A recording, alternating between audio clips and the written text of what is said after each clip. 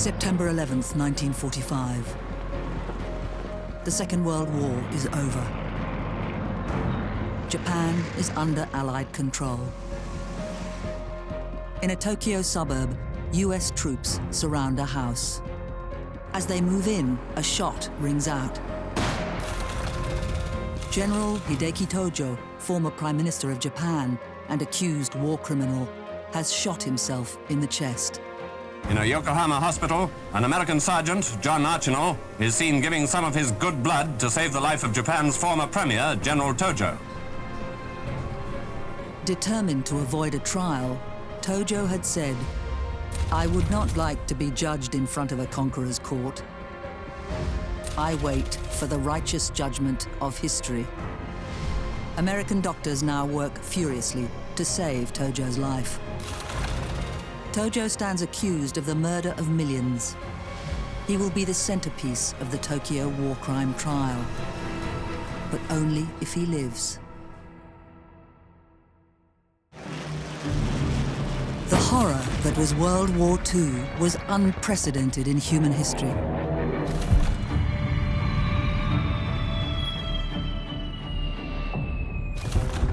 Tens of millions died on the battlefield, and in appalling atrocities.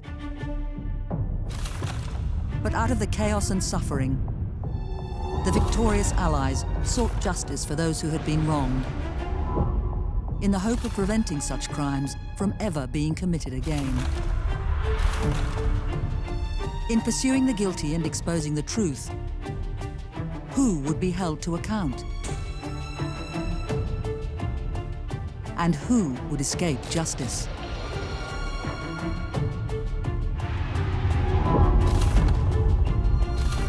Compromised by politics and the desire for revenge, the pursuit of justice was imperfect. Yet these trials redefined international law and shaped the modern world. This is World War II, History on Trial.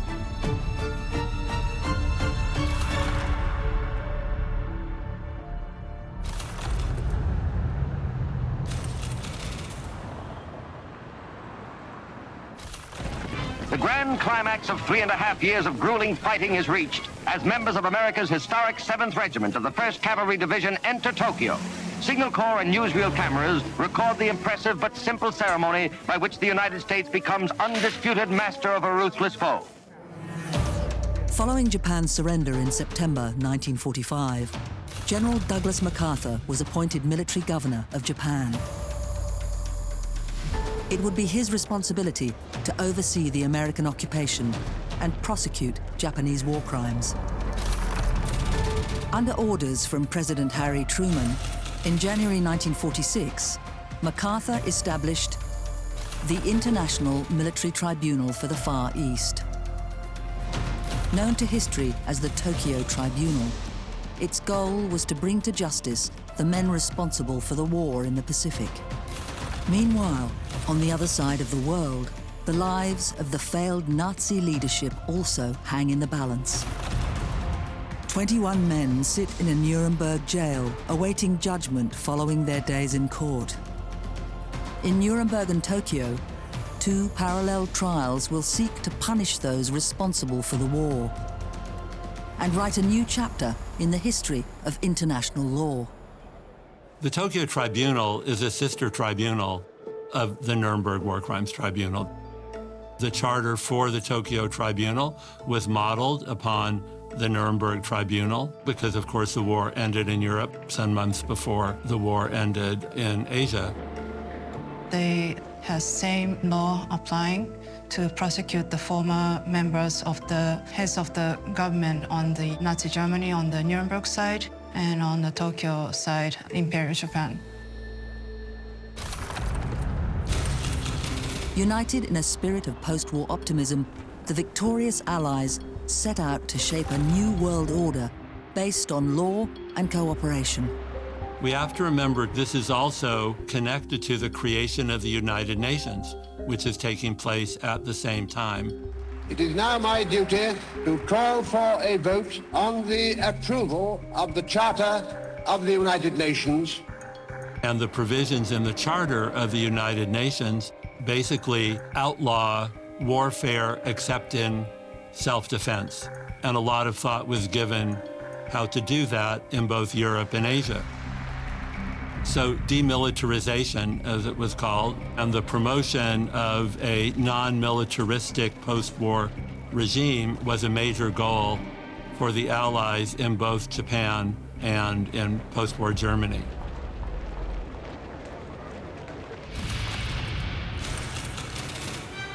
Unraveling the links between the Japanese military and government would be a challenge. From the late 1920s, the military had played an increasing role in national policy making. Operating almost autonomously and without direct approval from the government, in 1931, the Japanese army invaded the Chinese province of Manchuria. The army's successes there increased its popularity back home and secured its stranglehold over the government. While prime ministers and cabinets came and went, one person presided over the affairs of state: Emperor Hirohito. The emperor was a constitutional monarch, but no significant foreign or defense policy decision could take place without his approval. From the time of the Manchurian incident to the start of the Pacific War and even beyond, the emperor was the one who had supreme command authority over all Japanese forces by law. In 1937, Japan declared full-scale war on China with Hirohito's approval. During the war that followed, Japanese soldiers killed up to 20 million Chinese civilians. A series of horrific massacres took place throughout the war, the most infamous of which is the so-called Rape of Nanking, in which Japanese troops murdered 300,000 civilians. Despite their growing power, the Japanese military still deferred to their emperor. At the crucial meetings of the Imperial Conference, where the war decisions were made, Hirohito played the decisive role. At meetings such as these, critical plans to invade Southeast Asia and to attack Pearl Harbor were presented to Hirohito. And he would not authorize policies that he did not like. And without him, nothing could move, because he was the decider.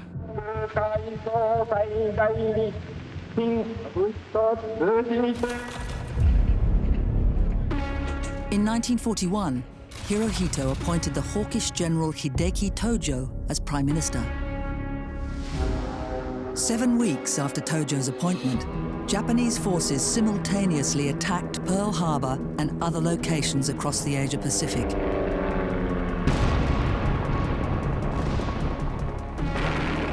The Pacific War against the United States and her allies would be brutal and long.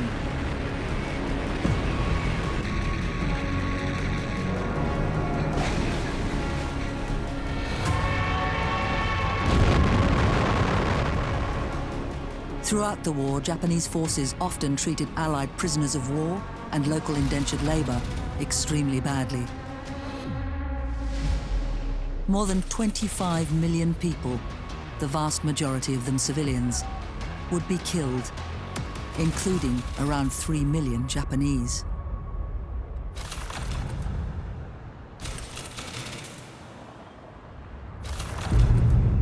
In early August 1945, the US dropped atomic bombs on Hiroshima and Nagasaki. At the Imperial Conference that followed, Hirohito finally intervened, encouraging his government to surrender.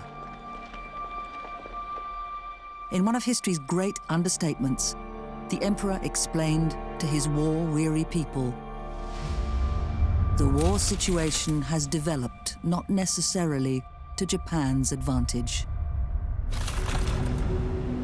General MacArthur arrived in Japan to oversee the formal surrender ceremony, following which he assumed his role as Japan's governor.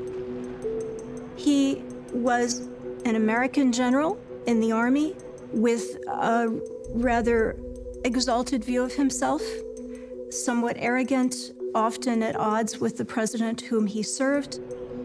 He had much authority both because of his personality and because of the remoteness of his location from Washington. It was MacArthur's job to ensure that Japan abided by the terms of the surrender and became an ally of the US. Under his supervision, the Allies would also seek to bring the Japanese leadership to justice. In this post-war order, what would become of the emperor? On this point, the Allies were divided. The USSR and Australia wanted Hirohito to stand trial for war crimes, but they were overruled.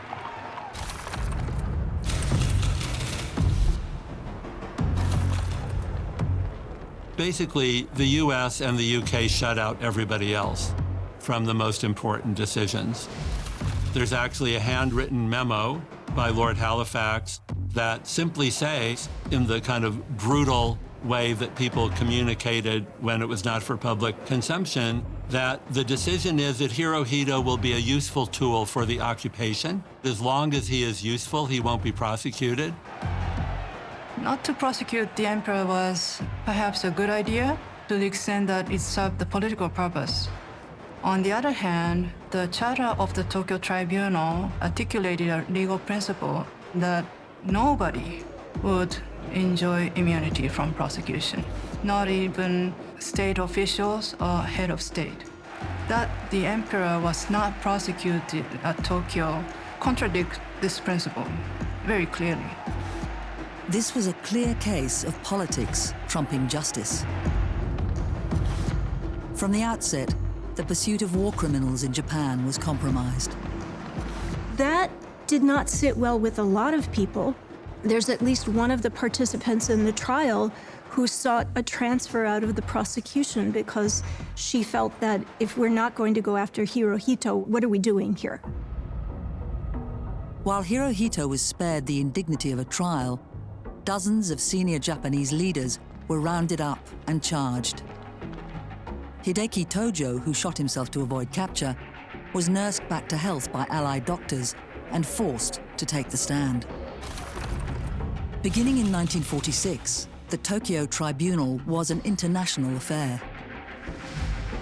11 judges were appointed to the tribunal from various countries that had a stake in the Pacific War. Both great and minor powers were included on the bench, as well as 2 colonial nations. Of the 11 judges, the Australian Sir William Webb was made president.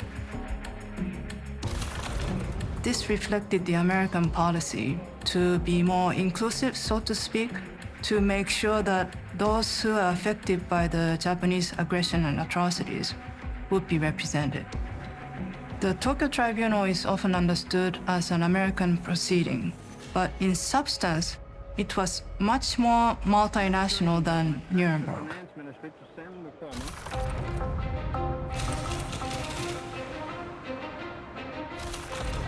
While the Tokyo Tribunal was based on Nuremberg, it differed in many ways.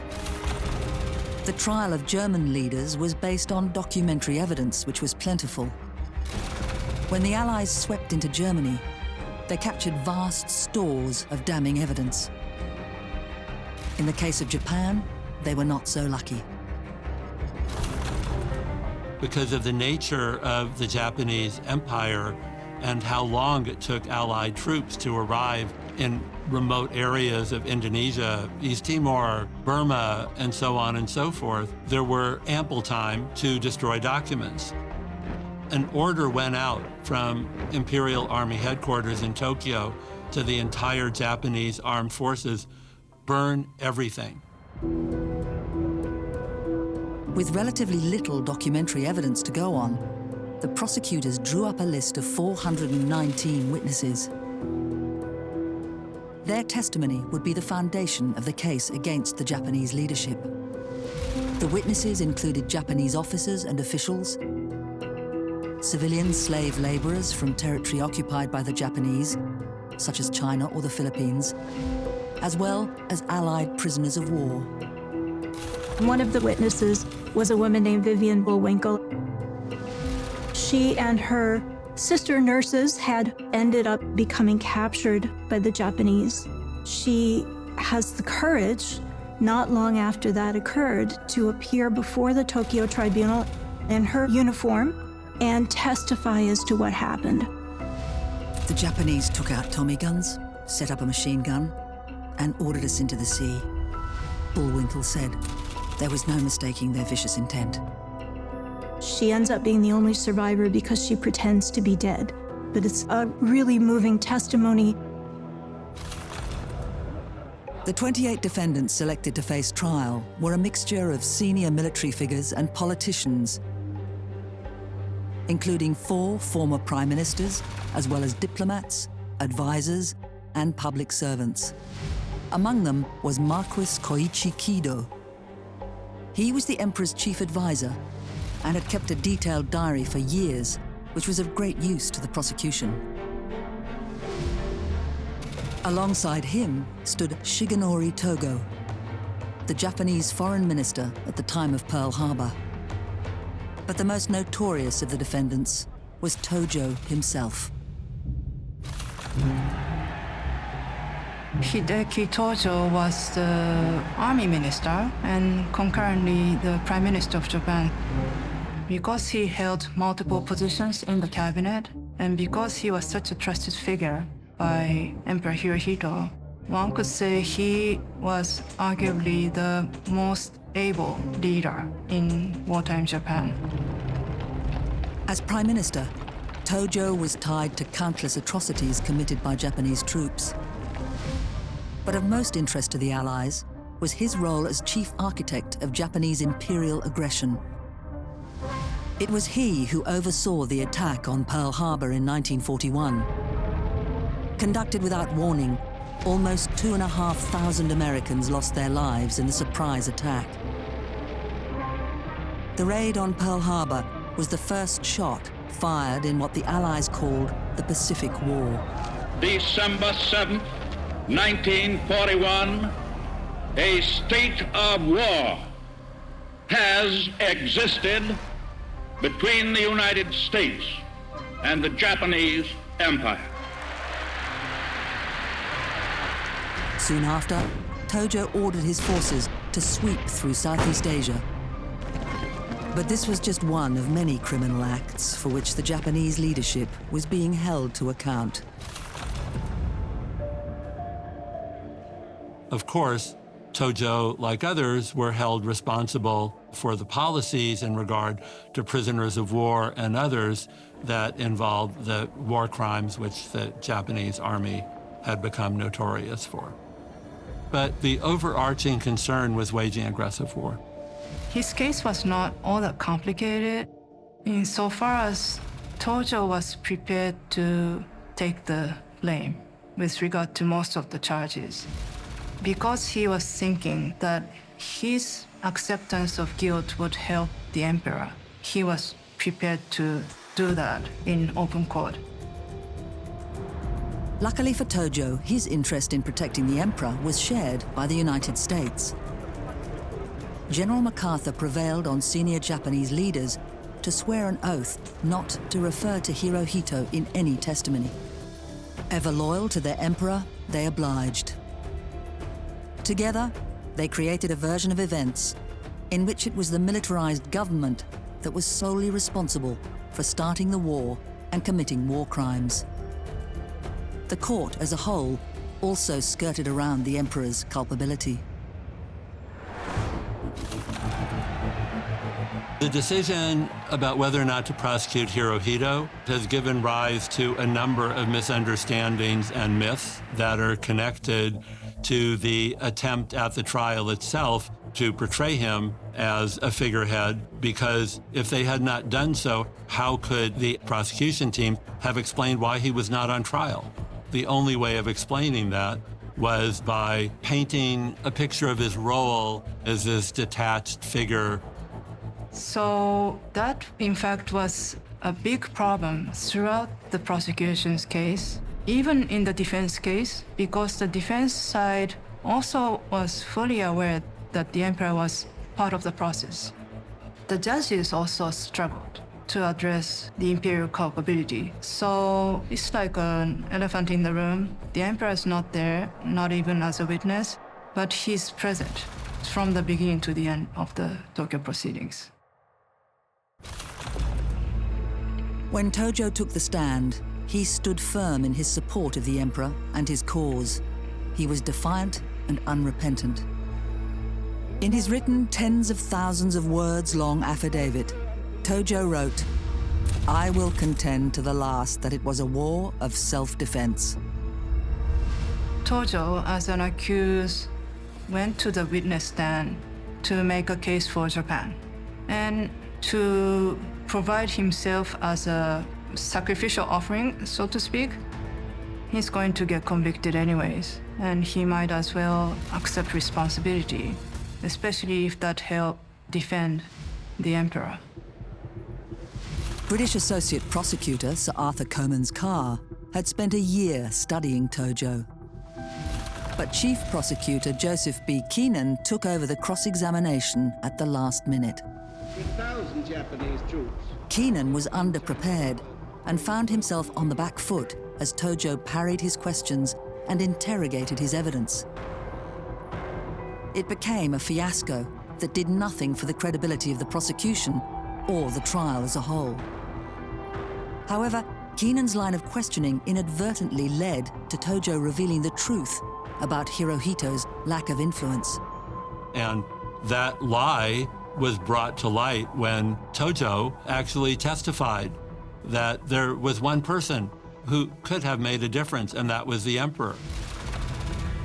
He made a statement to the effect that no Japanese citizen would do anything that would be contrary to Emperor Hirohito's will, not to mention a minister of state. This statement was considered scandalous, at least from the standpoint of those who are trying not to touch on the issues of imperial culpability. And they came back on examination subsequently with Tojo, who then modified what he had said. I'd like to know, when did you first move your troops to the Indochina?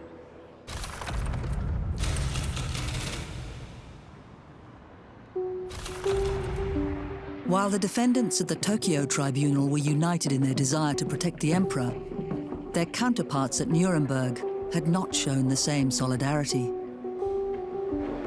Even before the Tokyo Tribunal began, in Nuremberg, the Nazi accused had been mounting their defense. The prosecution, armed with thousands of German records, had made a compelling case that the Nazi regime was collectively guilty of heinous crimes. Now it was the turn of the individual accused to defend themselves. And this is where, this trial then obviously became a bit more lively when you had these cross-examinations. The linchpin of their case is the documentary record that the Germans themselves created and left behind. And so there isn't a lot for the defense to do in terms of cross-examination. The prosecution has a different challenge. They're interested in calling some of the defendants themselves to testify to try to establish both their personal attitudes towards the crimes, their mental state, the mental dimensions of their guilt. That is not, strictly speaking, necessary for conviction. As well as seeking justice, the trials at Nuremberg had another equally important function. We need to bear in mind that the purpose of this trial wasn't simply to try to return convictions of the 22 people on trial. The prosecutors were trying to demonstrate to an American audience why it was that the United States had to intervene in a second international conflict in Europe within less than a quarter of a century or so. The Soviets are trying to demonstrate to the world the astonishing atrocities that they had been subject to as a result of the German invasion. And I think all the prosecutorial teams together were trying to kind of reach the German public and to make it clear to them the crimes that had been committed in their name. Faced with incontrovertible evidence of German war crimes, each defendant reacted to the cross-examinations in different ways. Nazi propagandist Julius Streicher stood accused of crimes against humanity for spreading vicious anti-Semitism through Der Stürmer, the Nazi newspaper he produced. Streicher was totally unrepentant. Others, like Field Marshal Keitel and Albert Speer, showed remorse. Admiral Dönitz and the economist Hjalmar Schacht did well in their attempts to sidestep responsibility. The crudest attempt to avoid the noose was made by Hitler's former deputy Rudolf Hess, who feigned amnesia until day 9 of the trial. At that point, he admitted to the tribunal that the amnesia was a ruse. Hess himself said that he'd only pretended to lose his memory for tactical reasons and that he wished to face the verdict of the court. In due course, no doubt he will. Of all the accused, it was Hermann Goring who most embodied the Nazi regime in all its self-aggrandizing horror. And just as the Tokyo prosecution would struggle with a defiant Tojo, it was with Goring that the prosecution ran into trouble.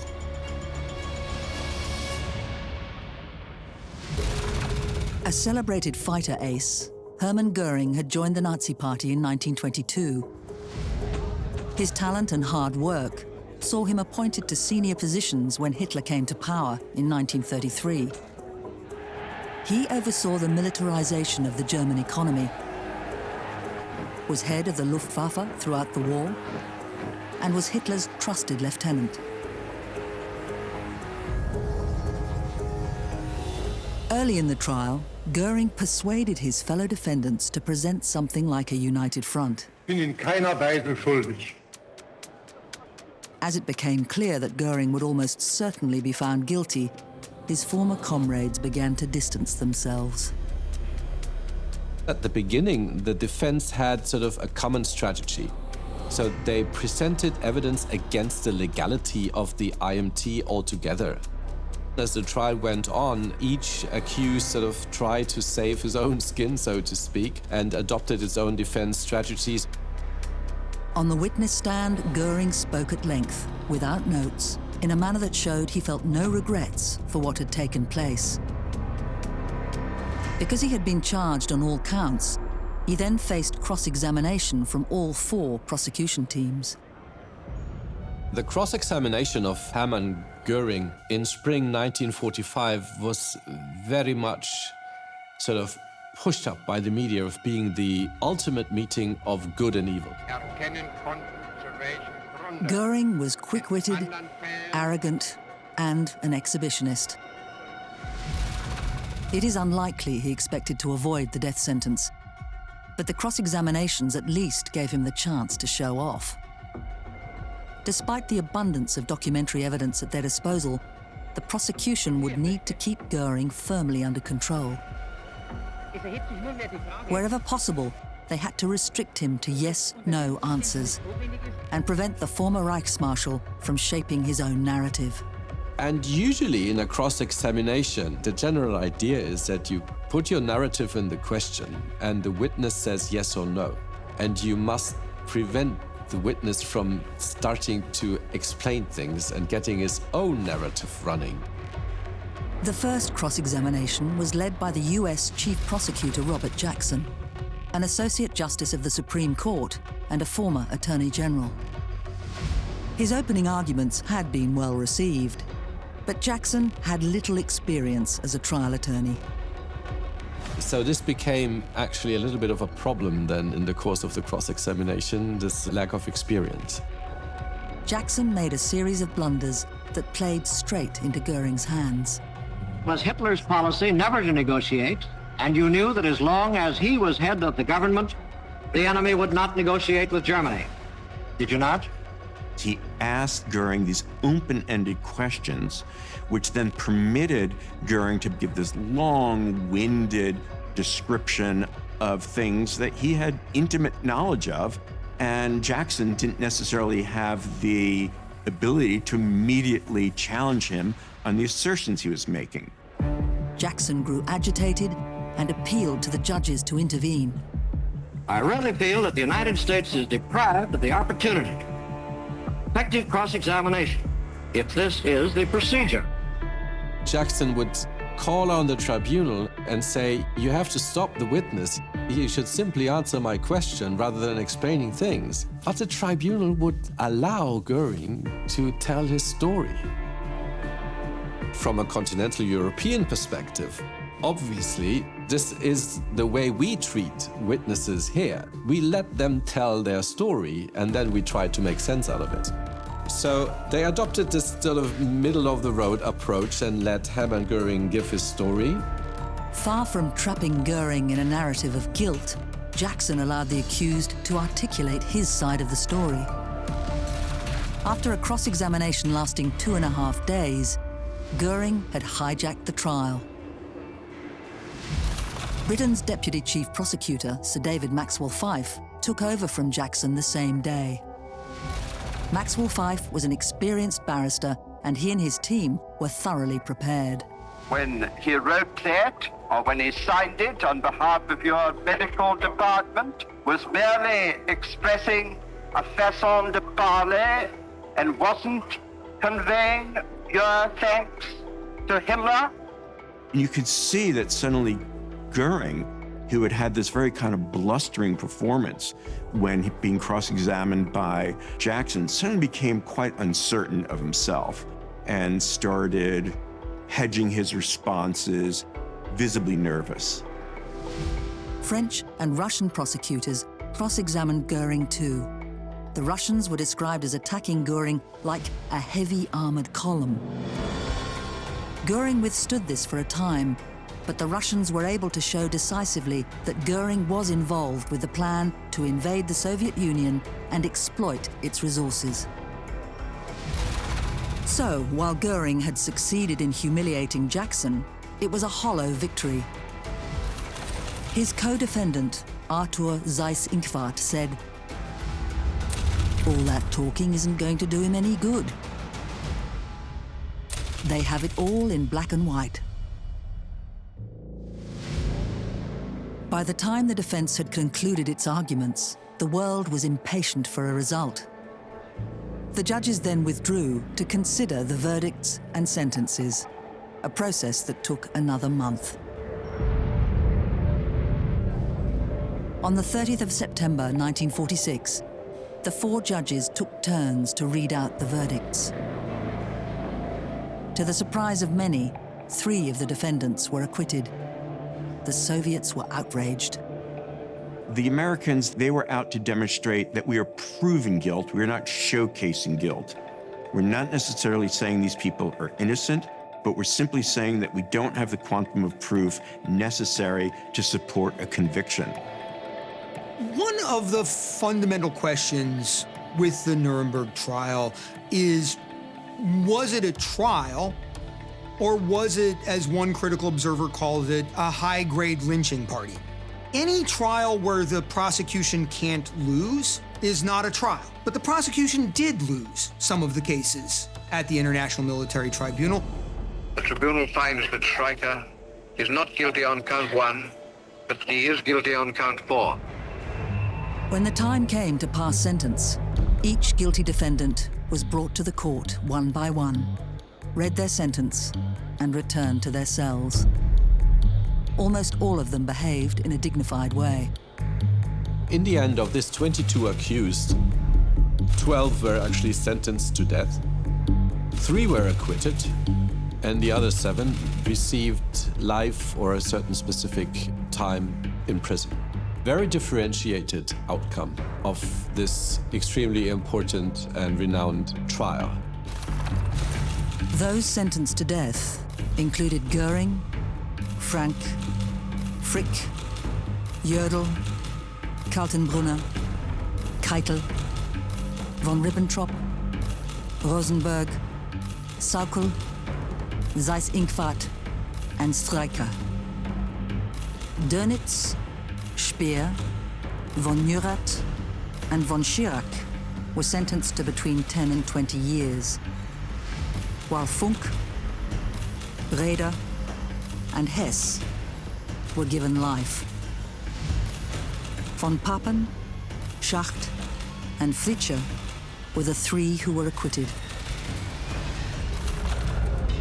And, just by looking at it, I'm very happy about this very differentiated judgment, because it shows that the presumption of innocence was present in the room. Hess stood, swaying slightly, eyes darting, while his sentence was read out, and barely seemed to even hear it. The fact that some defendants were acquitted, the fact that some defendants received milder punishments than others, that not everyone was sentenced to death, that shows that this was, to a significant degree, an attempt to pursue legal justice in the fullest sense of that term. The sentencing at Nuremberg remains controversial to this day. While Goring was proven to be guilty of the worst war crimes, the case against other defendants was often weaker. If General Jodl had been tried in any of the courts that succeeded Nuremberg, it's likely he would only have spent a few years in jail. Julius Streicher on the one hand and Wolfgang Fritzsche on the other both did basically the same. One by publishing a magazine and the other by broadcasting on the radio. One was sentenced to death, the other was acquitted.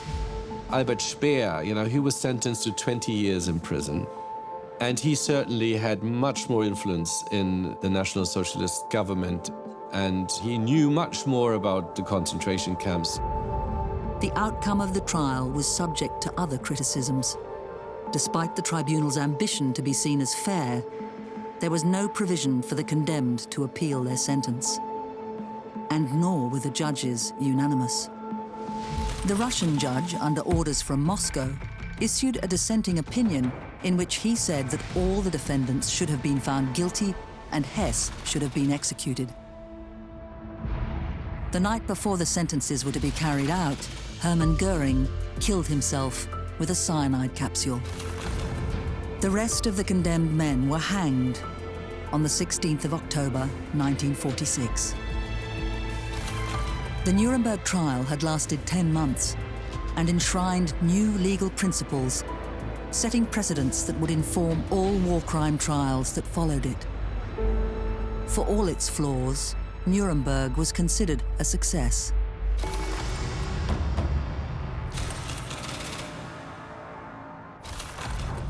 In Tokyo, the Allies were on shakier ground. There, the defendants had a large team of Japanese and Allied lawyers defending them. The defense team raised a powerful argument that had also been used at Nuremberg. Devising a new set of laws was all well and good, but no defendant should be tried for acts that were not crimes when they were committed, and that included waging aggressive war. The defense's main argument with regard to the charges of crimes against peace was that the law being applied was a new law and not recognized before, during, or even after World War II. The defense also pointed out the underlying hypocrisy of the trial. Japan had colonized much of Asia, but that could also be said of many countries represented on the judge's bench. Furthermore, if the Japanese atrocities against civilians were crimes against humanity, then surely the atomic bombing of Hiroshima and Nagasaki were too. They pointed out that the prosecution had failed to tie specific war crimes to the individuals in the dock. In Nuremberg, the judges had spoken with something like a single voice. But the 11 judges of the Tokyo Tribunal were anything but united in their decisions. So basically, the judges fragmented into 3 groups. The president, Sir William Webb, did his best to shepherd his colleagues, but he faced dissent from 2 factions. One comprising the French, Indian, and Dutch judges felt the tribunal lacked authority because there was so little legal precedence. The majority faction, led by the judges from Britain, Canada, and New Zealand, believed everyone in the dock should be convicted if future wars and atrocities were to be avoided. The wrangling over these issues came at the expense of due process. The majority opinion was for individuals are very short. By reading the verdicts, in most cases, you don't know why an accused was convicted of a charge in point of fact or on the interpretation of the law. None of the judges who wrote opinions pay very close attention to what is the case against defendant X, what is the case against defendant Y, what does the evidence advanced by the prosecution show, what did the defense allege, does the defense succeed in raising a reasonable doubt as to the prosecution's case, and so forth. And a lot of it has to do of being preoccupied by the political issues. It was the failings and inadequacies of the majority judgment that have opened the door to much of the criticism that the trial has received. The French, Dutch, and Indian judges published dissenting opinions. The French judge, Henri Bernard, felt the tribunal was fundamentally flawed because Hirohito had not been indicted. The Dutch judge, Justice Bert Rolling, was horrified by the Allied bombing of Japan. It was horrible that we went there with the purposes of vindicating the laws of war, and yet saw every day how the Allies had violated them dreadfully, he wrote. The most controversial, however, was that of Indian judge Radhabinod Pal. At the time of the trial, India was in the final stages of claiming independence from Great Britain. In the post-war world, many other colonies were seeking to throw out their colonial masters. How, he asked, could colonial nations like Britain, France, the Netherlands, and the US condemn Japan for subjugating other nations? If you look at his judgment, much of it is just an analysis of the pre-World War II world order, of the nature of international law as it's been developed largely by the Western powers in the pre-war era, reaching the rather bizarre conclusion that every Japanese defendant should be acquitted and that it should have been the Americans and the British who were on trial at Tokyo, which is a political statement rather than a legal one. On the 4th of November 1948, Webb began reading out the judgment. It took him a week. There were now 25 defendants, 2 having died of natural causes since the trial began. All were found guilty of at least one charge. As at Nuremberg, each defendant was then brought into the court separately to be sentenced. 7 of them, including Tojo, were sentenced to death by hanging. The International Military Tribunal for the Far East sentences you to death by hanging. The rest were sentenced to life imprisonment, except 2 who faced shorter terms.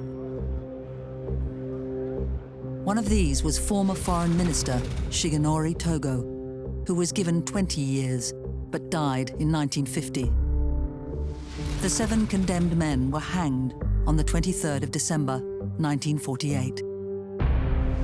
The disunity among the judges and the lack of documentary evidence undermined the Tokyo Tribunal's impact on public opinion.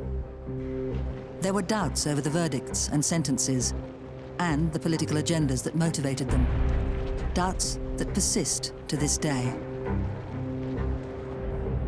History looks more favorably on Nuremberg. There, the judges were more united, the judgments more considered. When the trial finished, opinion polls taken in Germany found that the majority of people considered the trial and verdicts to be fair. More than 80% of the German population then was very much in favor of that first trial. Because the German people at that time, being very busy with having enough to eat, finding their relatives, rebuilding. So those 22 that were present in Nuremberg in the dock They were responsible for exactly that. Meanwhile, Japanese public opinion was divided. Some thought this was a great opportunity for Japan to change, to embrace democracy and the rule of law. And some others held the position that this trial was completely out of bounds, unacceptable, that the victors imposed unilaterally a law that wasn't really a law. Leaving aside the issues of legality, for many Japanese people, the moral weight of the Tokyo Tribunal was undermined by gross hypocrisy. Probably the thing in the room, if you will, that makes the victor's justice critique so salient in Tokyo is that the Japanese war had been ended by the United States dropping the atomic bomb. And then talk about the unfairness of the victors trying the people they have defeated without ever allowing their behavior to be put in as a defense is problematic, to say the least. Soon after Allied forces left Japan in 1952, there was a groundswell of sympathy for those who had been imprisoned. They were increasingly seen as victims, not war criminals, and those still alive were released from jail. This sympathetic attitude colored how many Japanese came to view the war in decades to come.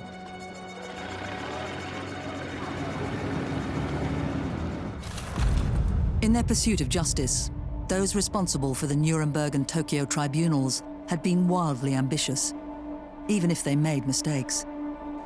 They had sought to impose law and order on war itself. The Nuremberg judgment is historic for confirming the experiment, if you will.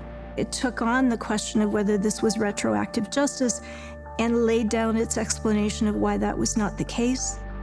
It confirmed that committing invasive war, that is a war not in self-defense, was an international crime and one that individuals could be prosecuted for violating.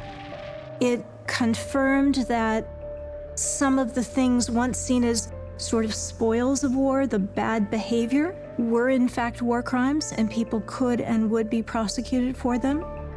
International lawyers still debate whether the retroactive laws applied at Nuremberg and Tokyo were just. They also question whether international law should be established in legislation before it can be applied at a tribunal. An unmistakable step in the right direction.